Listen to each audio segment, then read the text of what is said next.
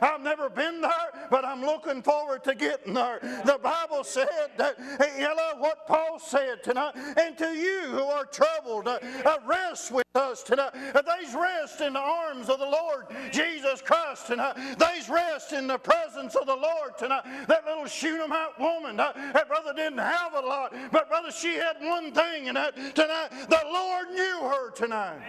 And brother, the Lord sent deliverance by. Brother, if the Lord knows you tonight, if you got your name in the book tonight, brother, you know what? The Lord don't forget you tonight. Brother, I'm telling you tonight, it looked bad, and it was bad. But brother, I'm here to tell you tonight that God's got the oil and He's got the meal tonight. Brother, our God has got a boundless supply tonight. And the Bible said that Paul said tonight, those that are troubled tonight, you know what? There's trouble on every hand today.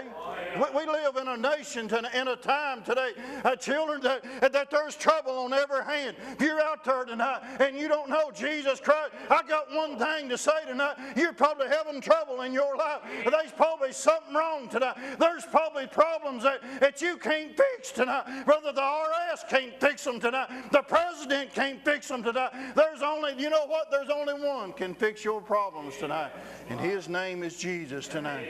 And Paul said tonight that we're perplexed on every side. Everywhere you look, there's trouble. You know what? There was a local factory getting ready to shut down, Trimco, and it's been in this country for a long time. Brother Jimmy, and hundreds of jobs are lost. You know what? There's trouble on every hand tonight. You look around today, there's shootings all over in Lexington and all over this country. There's shootings every day. And you know what? Today we say, Brother Jim, that don't happen here. Yes, it does. I'm telling you tonight. And Paul said it even that we're troubled. And He did rest with us tonight. And when the Lord shall be revealed from heaven with His mighty angels tonight. You know what tonight? And when Jesus comes back with that mighty throne, with that mighty angels, and He comes and He takes the church back. Yeah. You know what? There's going to be rest that day. Yeah. Brother Tillman, you know what? Yeah. It's going to be all new when we get to that land. Paul said that we're troubled. There's trouble on every hand. You know what? Even in Paul's day, there was trouble. You know what? One of the writers said that there was even Antichrist in his day, and there's trouble all over Judaism and problems of every day. You know what? You're not exempt from that today. But you know what? You can rest on the one tonight that can help you through the problems of life. Hey, you know what? God don't always come and just take all the problems away. He don't always just take and heal the cancer. But He don't always fix the problem, but He help you through them today. God is the one tonight that can help you through them tonight. You know what? I love that about Him tonight. When it's more than you can handle today, it's getting just right for God tonight. When problems are too much tonight. We was at church the other night. I'll tell you how good He is tonight.